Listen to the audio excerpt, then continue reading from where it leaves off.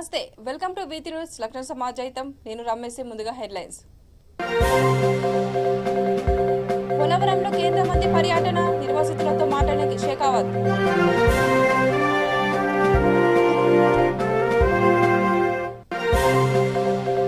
దేవరపురంలో విద్యార్థులకు ఆర్టీసీ సేవలు, బస్సు ప్రారంభించిన మంత్రి ఎర్రబెల్లి.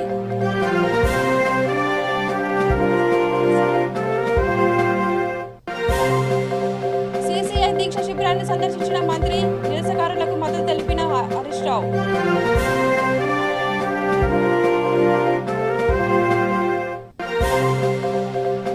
మంగళగిరికి చేరుకున్న నారా లోకేష్, ఘన స్వాగతం పలికిన టీడీపీ నేతలు.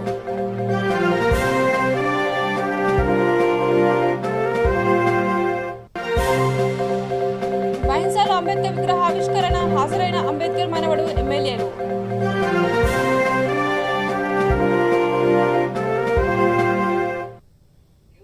ఇక డీటెయిల్స్లోకి వెళ్తే, కేంద్ర జలశక్తి శాఖ మంత్రి గజేంద్ర సింగ్ షేకావత్తో కలిసి AP CM YS Jagan Polavaram project వద్ద పర్యటిస్తున్నారు. ముందుగా దేవీపట్నం మండలం ఇందుకూరుకు వారు చేరుకున్నారు. అక్కడి పునరావాస కాలనీలో ప్రజలకు వారు మాట్లాడారు. పోలవరం నిర్వాసితులు తమ సమస్య చెప్పుకున్నారు. పునరావాస కాలనీలలో అన్ని వసతులు కల్పించినట్లు కేంద్ర మంత్రి షేకావత్ అన్నారు. పోలవరం పూర్తి చేసే అంశంపై కేంద్ర ప్రభుత్వం కట్టుబడి ఉందని, తాను మరోసారి కూడా ఇక్కడ పర్యటిస్తానని ఆయన చెప్పారు.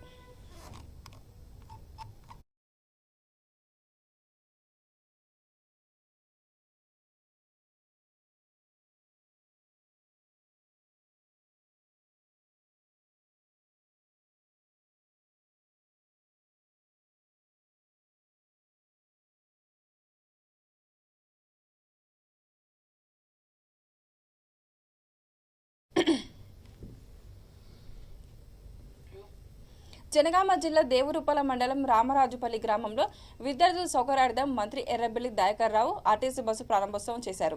విద్యార్థులు గ్రామస్తులు ప్రయాణికులతో కలిసి రామరాజుపల్లి నుండి సింగరాజుపల్లి వరకు బస్సులో ప్రయాణించారు. ఈ కార్యక్రమంలో గ్రామ sarpanch Bandi Sneha, MPTC Kalyani, MPP Baswa Savitri, depot manager Lakshmi Dharmapalla, Sundarram Reddy, Dayakar తదితరులు పాల్గొన్నారు.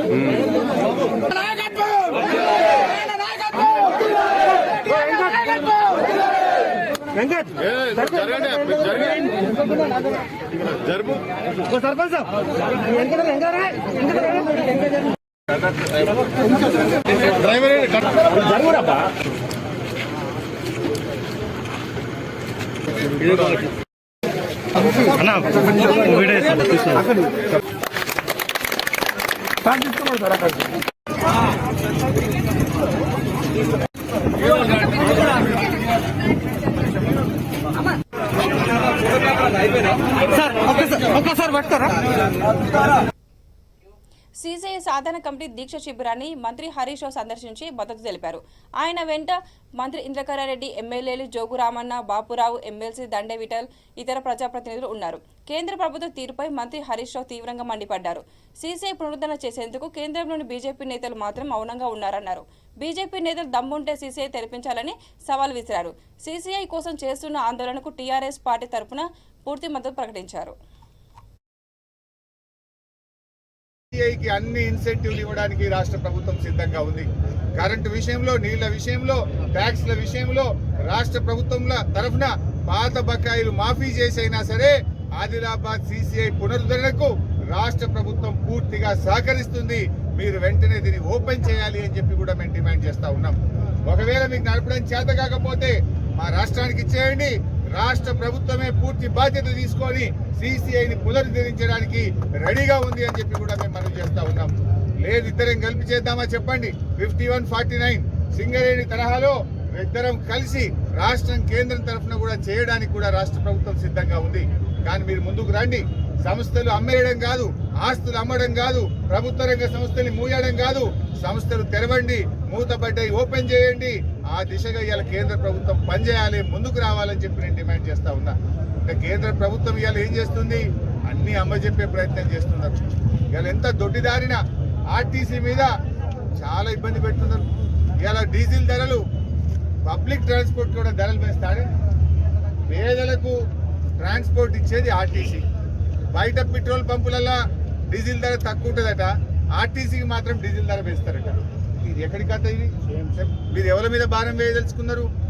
ఆర్టీసీకి పెంచిండ్రు, రైతు సేవా కేంద్రాలకు పెంచిండ్రు. అక్కడక్కడ పిఎస్సిఎస్ సొసైటీలు, రైతులు నడుపుకునే పెట్రోల్ పంపులు ఉంటాయి. రైతులు తమ వ్యవసాయ అవసరాలకు ట్రాక్టర్లలో డీజిల్ పోయడం కోసం పంపులు పెడతాం గ్రామీణ ప్రాంతంలో. రైతుల పెట్రోల్ పంపులకు ధరలు పెంచిండ్రు. పేదలకు రవాణా ఇచ్చే బస్సులకు, ఆర్టీసీ రోడ్ ట్రాన్స్పోర్ట్ కు ధరలు పెంచిండ్రు. ఇది ఎక్కడి ప్రభుత్వం అండి? అంటే మీరు రైతు వ్యతిరేకం, పేదల వ్యతిరేకం. పేదలకు పెంచుతారా మీరు? ఆర్టీసీకి ఏమైనా వీలైతే సబ్సిడీ మీద డీజిల్ సరఫరా చేయాలి, రైతులకు సబ్సిడీ మీద డీజిల్ సరఫరా చేయాలి. కానీ ఇలా రైతులకు పెంచిండ్రు, ఆర్టీసీకి పెంచిండ్రు. రేపో మాపో ఉత్తరప్రదేశ్ ఓట్లు డబ్బలు పడంగానే పేదలకు కూడా వేస్తారు. రెగ్యులర్ పెట్రోల్ పంపుల్లో కూడా మీరు పెట్రోల్ డీజిల్ ధరలు పెంచబోతా ఉన్నారు. పెంచుడు తప్ప ఇంకేమైనా ఉన్నదా? యూరియా ధర పెంచిండ్రు, ఎరువుల ధరలు పెంచిండ్రు, ఈజీఎస్ కు 25,000 కోట్ల రూపాయలు కోత పెట్టిండ్రు, మహిళలకు గ్యాస్ ధరలు పెంచిండ్రు, గ్యాస్ సబ్సిడీని ఎత్తేసిండ్రు. అన్ని అన్యాయమే కదా. ఒకనాడు మీరు గ్యాస్ మీద 400 రూపాయలు సబ్సిడీ ఇచ్చిండ్రు, ఇవాళ 40 రూపాయలు కూడా వస్తలేవు. సబ్సిడీ ఎగబెట్టిండ్రు. మహిళలకు, పేద మహిళలకు మళ్ళా పొయ్యిల కట్టెలు వచ్చే పరిస్థితి వచ్చింది. అంటే మీరు ఏం చెప్పదలుచుకున్నారు? పొయ్యిల కట్టెలు పెట్టదలుచుకున్నారా? పురోగమనమా తిరోగమనమా? ఎడిపోతున్నారు మీరు? ముందుకు పోవాలనా వెనక్కు పోవాలనా? బీజేపీ పరిపాలనలో పెరిగిన ధరలకు గ్యాస్ ధరలు పెరిగితే తిరిగి మళ్ళా కట్టెల పొయ్యిలు పెట్టుకునే కాలం వస్తా ఉన్నది. అడ్డగోలుగా గ్యాస్ ధరలు పెంచుతా ఉన్నారు, పేదల నడ్డి విరిచే ప్రయత్నం చేస్తా ఉన్నారు. ఇప్పటికైనా కేంద్ర ప్రభుత్వం ఆలోచించుకోవాలి. మీ పద్ధతులు మానుకోకపోతే. గుంటూరు జిల్లా మంగళగిరి పరిధిలోని నీరుకొండ గ్రామంలో టీడీపీ జాతీయ ప్రధాన కార్యదర్శి నారా లోకేష్ పర్యటించారు. నీరుకొండలో టీడీపీ నేతలు లోకేష్ కు ఘన స్వాగతం పలికారు. ముందుగా లోకేష్ శివాలయంలో ప్రత్యేక పూజలు చేశారు. తర్వాత మీడియాతో మాట్లాడారు. ప్రభుత్వ వైఫల్యం వల్ల రాజధాని అమరావతి నిర్మాణం ఆలస్యం అయిందని, అనేక మంది భూములు ఇచ్చిన రైతులు ఆత్మహత్య చేసుకున్నారని ఆవేదన వ్యక్తం చేశారు. ప్రజాప్రతినిధులు చేస్తున్న వ్యాఖ్యలు అర్ధరహితమని, ఇప్పటికైనా ప్రభుత్వం వెంటనే రాజధాని అమరావతి పనులు వేగవంతంగా రైతులకు త్వరితగతిన ఫలితాలు ఇచ్చేలా చేయాలని కోరారు.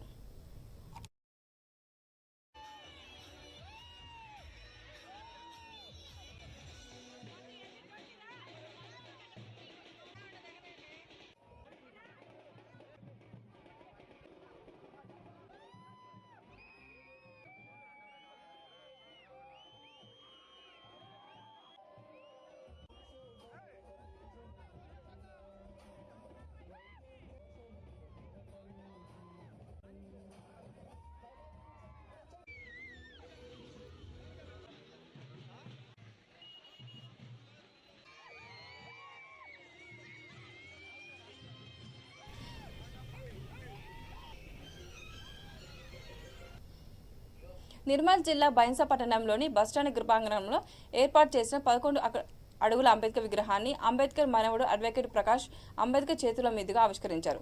రాజ్యాంగాన్ని రచించి దేశ భవిష్యత్తును దిశానిర్దేశం చేసిన మహానీయుడు వ్యక్తి అంబేద్కర్ అని ప్రముఖులు అన్నారు. ఈ కార్యక్రమంలో మూతల్ ఎమ్మెల్యే మిఠాల్ రెడ్డి, నిర్మల్ జిల్లా డీసీపీ అధ్యక్షుడు పవన్ రామారావు పటేల్, మాజీ ఎమ్మెల్యే నారాయణరావు పటేల్ పాల్గొన్నారు.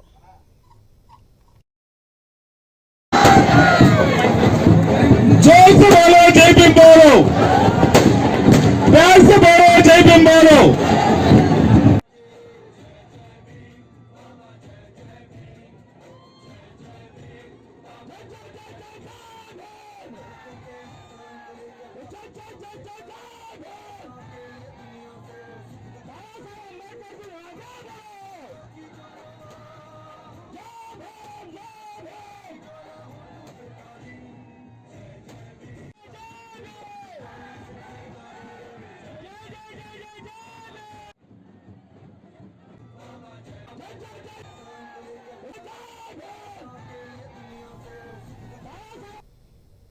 మేడ్చల్ జిల్లా కుత్బుల్లాపూర్లోని షాపూర్ నగర్ అనుష్క టవర్స్ వద్ద నారాయణగౌడ్ ఆధ్వర్యంలో చలివేంద్ర ప్రారంభించారు.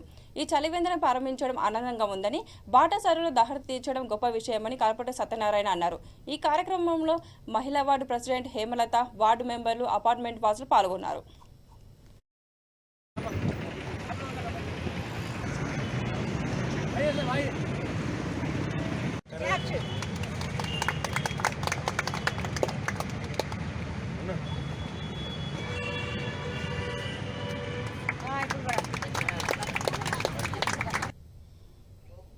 రాజన్న సిరిసిల్ల జిల్లా ముస్తాబాద్ మండలంలో నాయి బ్రాహ్మణ సంఘం ఆధ్వర్యంలో సినీ నటుడు మోహన్ బాబు దిష్టిబొమ్మ దగ్ధం చేశారు. నాయి బ్రాహ్మణ మండల అధ్యక్షులు జనగామ శ్రీనివాస్ ఆధ్వర్యంలో మోహన్ బాబు మంచు విష్ణు చేసిన అనుచిత వ్యాఖ్యలను వారు తీవ్రంగా ఖండించారు. ఈ కార్యక్రమంలో ఉపాధ్యక్షులు మందికుంట శ్రీనివాస్, జనరల్ సెక్రటరీ రమేష్, రాజకుమార్, నాయి బ్రాహ్మణులు పాల్గొన్నారు.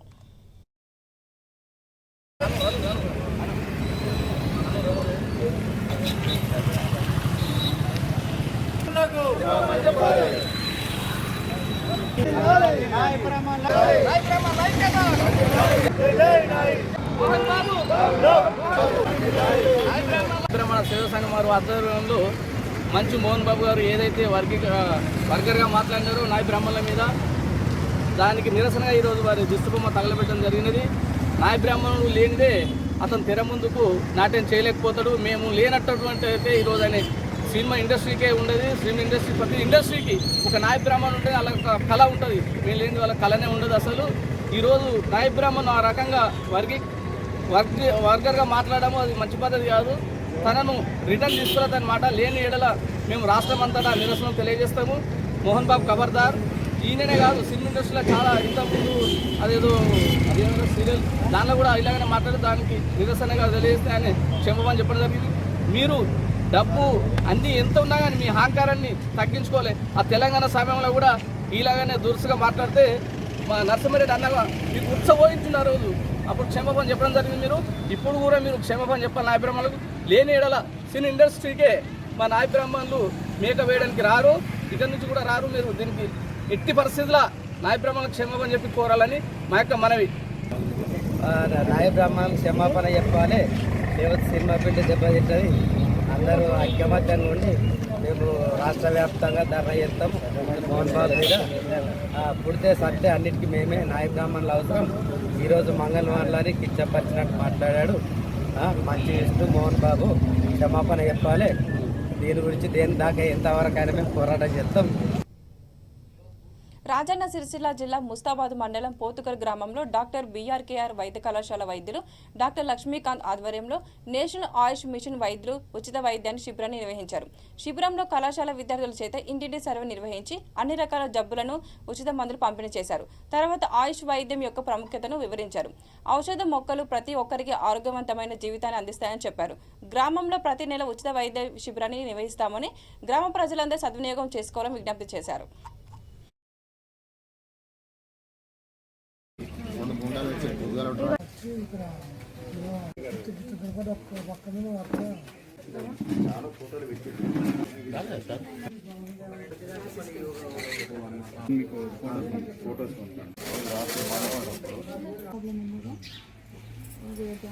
ఆయుష్ విభాగము డాక్టర్ బీఆర్కేఆర్ ప్రభుత్వ ఆయుర్వేద వైద్య కళాశాల ఆధ్వర్యంలో ఆయుష్ గ్రామ్ పథకం కింద ఈ గ్రామాన్ని మేము అడాప్ట్ చేసుకోవడం జరిగింది.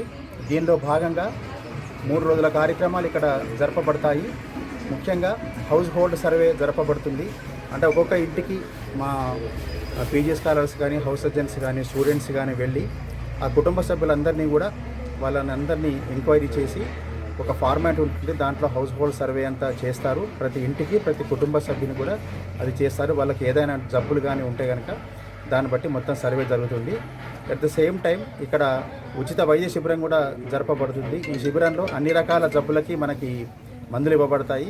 తర్వాత ఉదయం 8 గంటలకి యోగా కార్యక్రమం ఉంటుంది. యోగాలో ముఖ్యంగా ఏంటంటే వ్యాధులు రాకుండా మనము ఏ విధంగా కాపాడుకోవాలి, అదేవిధంగా వ్యాధులు వచ్చిన తర్వాత కూడా ఆ వ్యాధిని బట్టి దానికి సంబంధించినటువంటి యోగాసనాలు నేర్పబడతాయి. అదేవిధంగా ఈ మనకు ఊర్లో దొరికేటువంటి ఔషధ మొక్కలు, ఏ ఔషధ మొక్క దేనికి ఉపయోగపడుతుంది అంటే మంచి ఒక సంపూర్ణమైన ఆరోగ్యాన్ని మనం కాపాడుకోవాలంటే ఏ రకమైనటువంటి ఆహారం తీసుకోవాలి, ఏ రకమైన జీవన శైలిని మనం పాటించాలి, ఏ రకంగా మన యొక్క దినచర్య అంటే మనం ఉదయం నిద్ర లేచినప్పటి నుంచి పడుకునే వరకు ఏ రకంగా మన యొక్క ఆరోగ్య అలవాట్లు కనుక మనము పాటిస్తే కనుక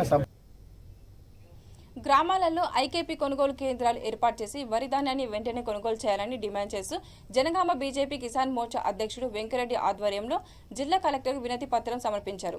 తెలంగాణ రాష్ట్ర ప్రభుత్వం వెంటనే ప్రతి గ్రామానికి ఐకేపీ కొనుగోలు కేంద్రం ఏర్పాటు చేసి వరి ధాన్యాన్ని కొనుగోలు చేయాలని డిమాండ్ చేశారు. లేని పక్షంలో రాష్ట్ర వ్యాప్తంగా ఆందోళన కార్యక్రమాలు ఉధృతం చేస్తామని హెచ్చరించారు. ఈ రాష్ట్ర చరిత్ర కాదు, ఉమ్మడి రాష్ట్ర చరిత్రలోనే గవర్నర్ ప్రసంగం లేకుండా బడ్జెట్ ప్రవేశపెట్టిన దాఖలాలు ఇంతవరకు లేవు. కానీ ఈ ముఖ్యమంత్రి ఏదైతే రాజ్యాంగం కల్పించినటువంటి హక్కును కాలరాస్తూ ఒక నిరంకుశత్వ ధోరణితోటి ఈరోజు బడ్జెట్ ప్రవేశపెట్టినప్పుడు కనీసం గవర్నర్ను ఆహ్వానించకపోవడం ఈయన నిరంకుశత్వానికి నిదర్శనం. ఈయనకు రాజ్యాంగం అంటే గౌరవం లేదు, ప్రధానమంత్రి అంటే గౌరవం లేదు, గవర్నర్ అంటే గవర్నర్ లేదు, తోటి మంత్రులు అంటే గవర్నర్ లేదు, కేంద్ర మంత్రి అంటే గౌరవం లేదు. ఈయన మూర్ఖత్వంతో వ్యవహరిస్తున్నాడు.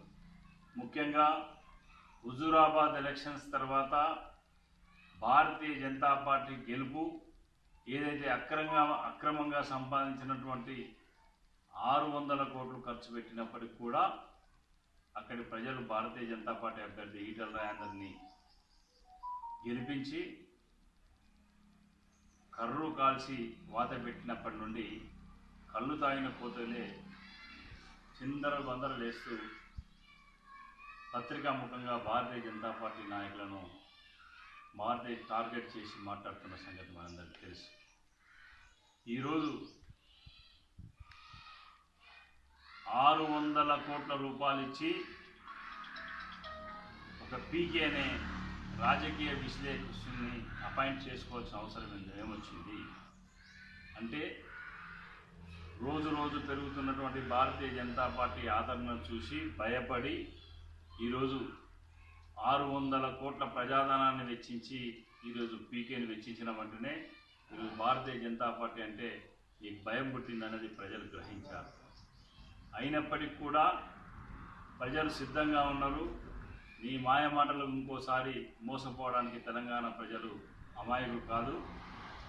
ఎందుకంటే 2 సార్లు మోసపోయారు, ఇంకొకసారి మోసపోవడానికి సిద్ధంగా లేరు. ఇంకొక విషయం, భారతీయ జనతా పార్టీ డిమాండ్ చేస్తుంది, ఇప్పుడు వచ్చేటువంటి రైతులకు ఐకేపీ సెంటర్లు పెట్టేసి ప్రతి గింజ ఈ రాష్ట్ర ప్రభుత్వం కొనుగోలు చేయాలని భారతీయ జనతా పార్టీ డిమాండ్ చేస్తుంది.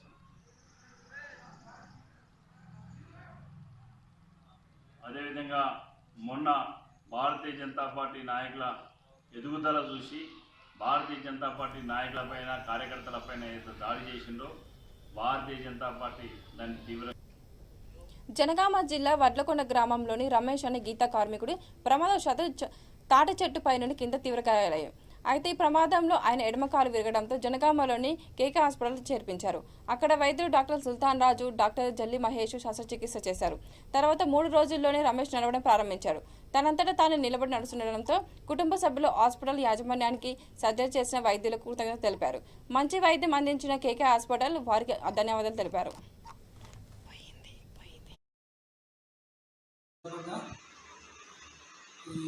కేకే హాస్పిటల్కి వచ్చాము. సర్జరీ బాగా జరిగినది. 2 days నడిచిన మంచిగా ఉంది. ట్రీట్మెంట్ కూడా బాగా జరిగింది. సర్జరీ కూడా బాగా జరిగింది. మంచిగా హ్యాపీగా ఉంది. మంచిగా నడవాలనుకున్నా. సో దిమ్మలో కూడా మంచిగా సంతోషం అయింది. ఇప్పుడు బాగా ఉంది, హ్యాపీగా ఉంది. రమేష్ ఉండకుండా సార్ డాక్టర్ చాలా మంచిగా సర్జరీ చేశారు.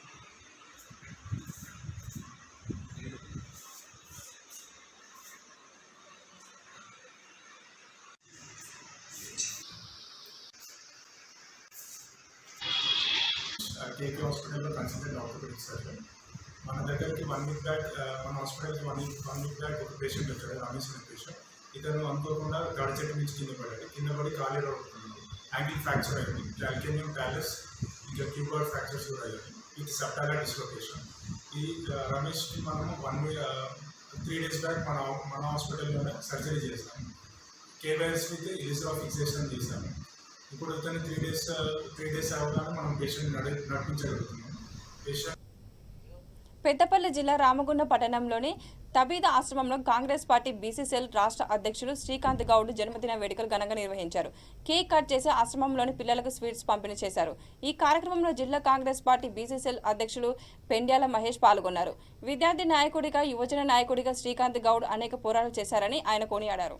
బీసీలందరినీ ఏకతాటి మీదికి తీసుకువచ్చే బృహత్తర కార్యక్రమాలు చేస్తున్నారని తెలిపారు.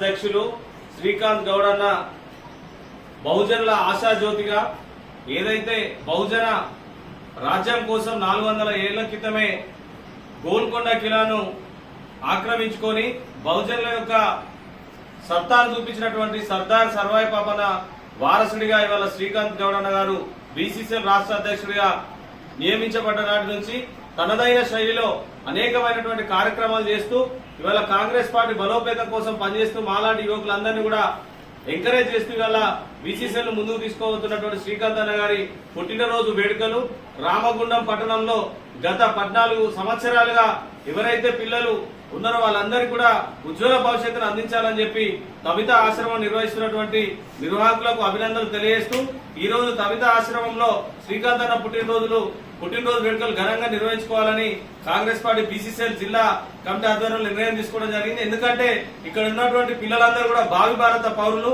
వీరందరూ కూడా రేపు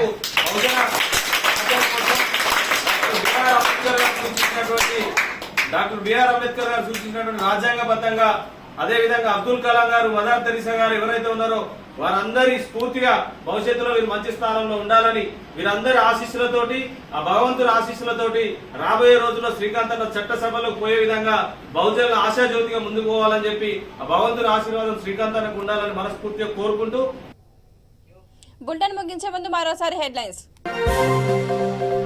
పోలవరంలో కేంద్ర మంత్రి పర్యటన, నిర్వాసితులతో మాట్లాడిన షేకావత్.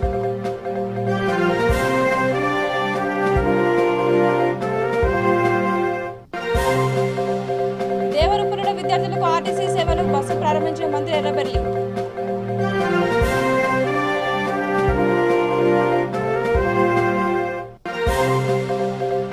సిసిఐ దీక్ష శిబిరాన్ని సందర్శించిన మంత్రి, నిరసనకారులకు మద్దతు తెలిపిన హరీష్ రావు.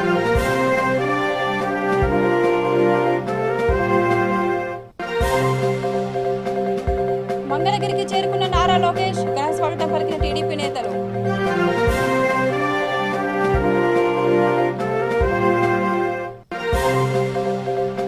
బైన్సాల అంబేద్కర్ విగ్రహావిష్కరణ, హాజరైన అంబేద్కర్ మనవడు ఎమ్మెల్యేలు.